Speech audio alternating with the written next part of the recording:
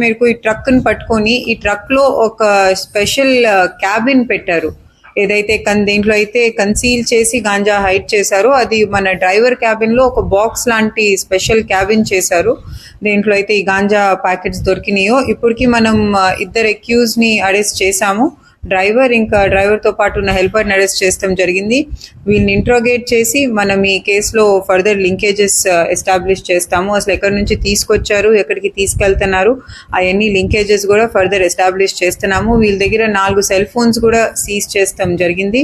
Total 55 lakhs పైన worth property was seized in this case.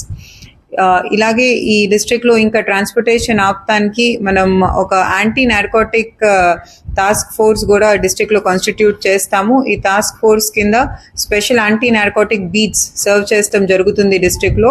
ఆ beats వాళ్ళు ఇలాంటి ఇన్ఫర్మేషన్ కలెక్ట్ చేసి ఫర్దర్